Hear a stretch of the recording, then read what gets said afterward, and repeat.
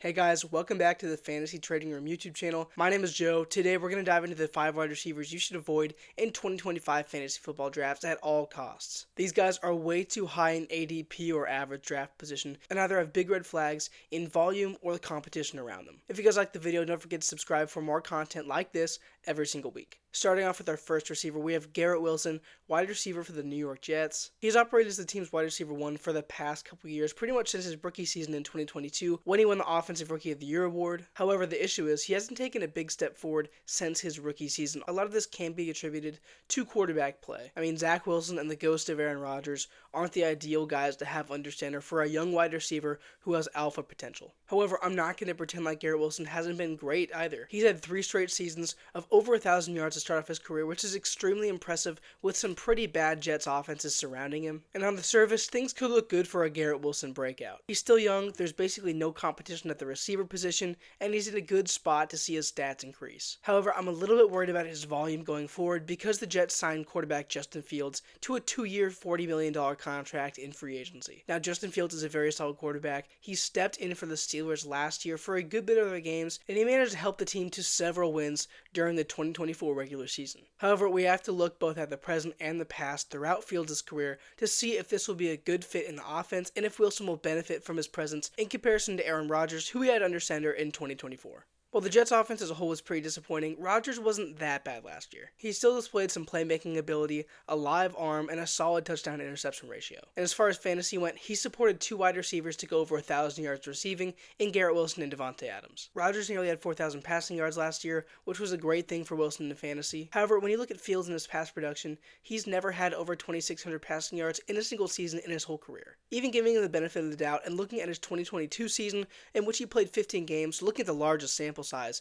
he had 2,242 passing yards, 17 passing touchdowns, and 11 interceptions. Those aren't the most inspiring numbers. However, that same year, he did take 160 carries for 1,143 rushing yards and 8 touchdowns. That's awesome for Fields' fantasy value, especially if he starts the whole season in New York, but I'm concerned that this Jets offense is going to operate through the rushing attack. If Justin Fields does receive a high amount of rushing volume, which he's averaged 8.5 rush attempts per game over the course of his career, that could leave Garrett Wilson in a tough spot in fantasy football. Wilson's a great talent, but I'm really concerned about his volume heading into this season. Sure, you could even look back on Fields' 2023 season with the Bears and see how he gave DJ Moore a ton of fantasy value, allowing him to register over 1,300 receiving yards that season and have a super productive fantasy year. However, the Bears didn't have a true running back, and Justin Fields led the team in rushing yards. They didn't really have another option except to throw the ball to their best receiver. The Jets, however, have more luxuries than that. They have 3 good running backs that Aaron Glenn, the Jets head coach, has said that they want to run a 3 running back committee. That surplus of rushing talent is going to make it easy for the Jets to justify a rush-first approach when it comes to the offense. And looking back historically, I just can't see this Jets offense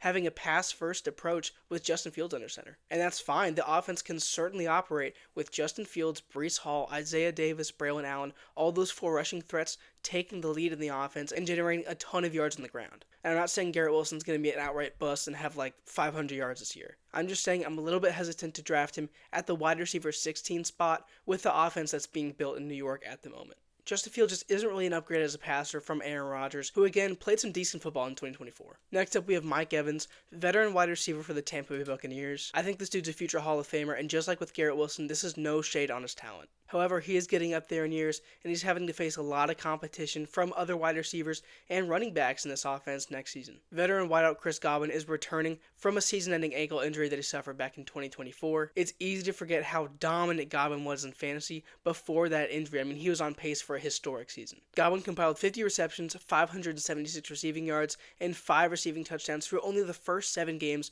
of the 2024 season. That put him on a ridiculous pace, and he was going to be the team's wide receiver 1 if he hadn't hurt his ankle. Like I said, he'll be returning, and even if he has a slow start rebounding from that injury, I think by the middle of the season, he will be good to go and have a ton of passing volume coming his way from Baker Mayfield. Looking outside of Chris Godwin, tight end K. Dotton had a really strong year this season. Rookie wide receiver Jalen McMillan had an impressive debut season, and running backs Bucky Irving and Rachaad White combined for almost 100 receptions, signifying their importance to this passing offense. Now we arrive at the biggest addition to this team, Emeka Egbuka, Ohio State wide receiver who was drafted with a 19th overall pick in the 2025 NFL Draft. To me, Egbuka was one of the safest players in this entire class. He's a high floor, well-rounded, athletic slot receiver who I consider to be one of the best receivers in this entire group, and he has the experience and the skill set to contribute immediately, even in this stacked Buccaneers wide receiver room. I wasn't a big fan of this pick at first, but it's definitely growing on me, and Igbuka is just such a good player, I think it's going to be hard for the Buccaneers to keep him off the field. On top of all this,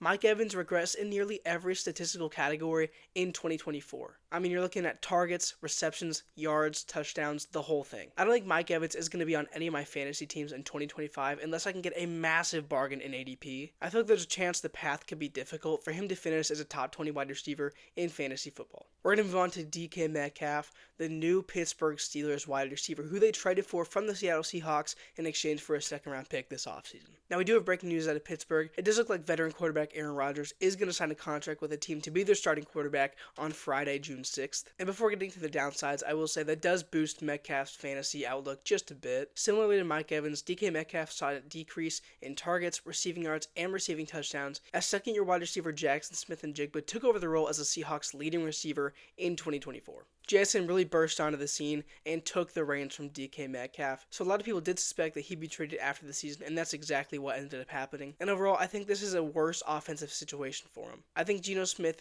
at the moment, is on par or maybe even better than Aaron Rodgers, who is 41 years old. Not that Aaron Rodgers is going to be a major downgrade, but I think Geno Smith is a very good starting quarterback. There also is nowhere left to hide for DK Metcalf. On the bright side, he is the team's wide receiver one after they traded George Pickens to the Dallas Cowboys, but the downside of that is that defenses will be able to concentrate a lot of coverage onto him. I think DK Metcalf will disappoint this season and could even finish closer to the low 20s at the position. Also, I think it's worth mentioning that this is a sneaky run-first offense. They still have Jalen Warren, obviously, but they also drafted Caleb Johnson, running back out of Iowa, in the third round of the 2025 NFL Draft. He was a prospect I really like. He's physical, he's big, he has great vision, and he has very solid speed for his size as well. I think Johnson's a running back of the future, and this offense could look very run-heavy by the end of the year. Overall, I think DK Metcalf is trending down both in redraft and dynasty formats. I probably won't draft him on many of my teams, and I'm not very pleased with how this landing spot is starting to look in Pittsburgh's offense. Next up, we have Kupp, who is replacing DK Metcalf as the wide receiver 2 in Seattle, next to Jackson Smith-Njigba. I don't mind this landing spot. Obviously, I liked Kupp in LA,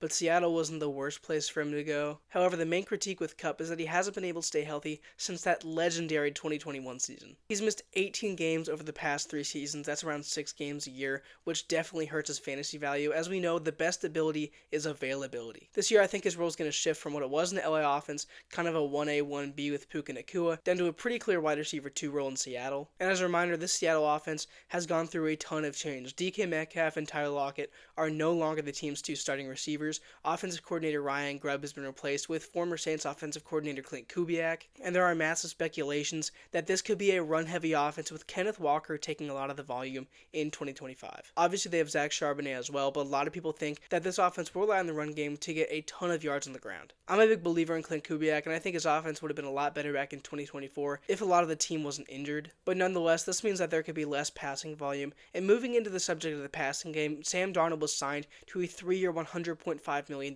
contract to the team in free agency. I think this is a pretty decent contract for Darnold to get after balling out last season on the Minnesota Vikings. Obviously, it was a career year for Darnold, who passed for over 4,000 passing yards, 35 touchdowns, and only 12 interceptions. However, things did start to break down on the offensive side for Minnesota, as defenses were able to get a lot more pressure on Goff, as we saw in their last regular season game against Detroit and their wild card loss against the Los Angeles Rams. If you can get pressure on Sam Darnold, the offense around him starts to crumble. That's something we've seen throughout his career, and that doesn't mean he's a horrible quarterback, it just means it's a weakness. I, for one, think Sam Darnold could really thrive in Seattle, but it really depends on a lot of things in the offensive environment. For starters, Seattle's offensive line was one of the worst units in the entire NFL last season, and if they want effective quarterback play from Sam Darnold this year, they're going to have to clean that up really quickly.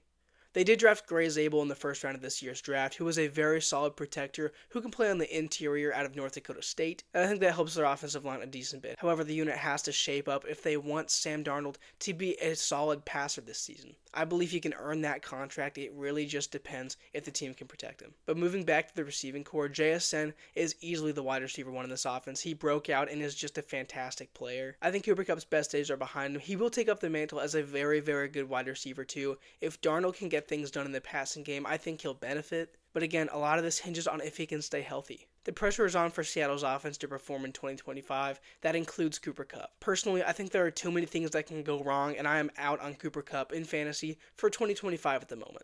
Our last wide receiver is Christian Kirk of the Houston Texans. He was traded there from the Jacksonville Jaguars this offseason. He was having kind of a middle-of-the-road season in Jacksonville before going down with a broken collarbone after 8 games. However, if Christian Kirk doesn't rebound very, very quickly from that injury, there could be trouble for his volume. The Texans drafted 2 wide receivers out of Iowa State in this year's draft. That was Jaden Higgins and Jalen Noel, 2 of my favorite prospects in the entire class. Higgins is a big physical receiver with some surprising quickness off the line of scrimmage, and Noel is a shifty route runner who's able to make some ridiculous catches and always finds his way to the ball. Higgins shines in the short to intermediate range, while Noel is a great deep threat down the field. Obviously, the team already has Nico Collins as their alpha wide receiver 1, who will look to rebound this season after missing some time in 2024. But that's besides the point. Christian Kirk is going to need a battle for his role in this offense with 2 rookies fighting for a spot as well. And it doesn't bode well for Kirk that the Texans drafted 2 wide receivers after acquiring him earlier in the offseason. That means he's pretty expendable in this offense, and he could see his role disappear at the drop of a hat. Personally, I don't think I would even take Christian Kirk as a late-round flyer in fantasy drafts. If it was up to me, I would let him go undrafted. There's too many mouths to feed in this offense, and he could easily end up as the wide receiver 4. That's all I have for you guys. Those are 5 wide receivers who should be avoided in fantasy drafts at all costs. If you enjoyed the video, don't forget to like and subscribe. I'm Joe, and this is Fantasy Trading Room.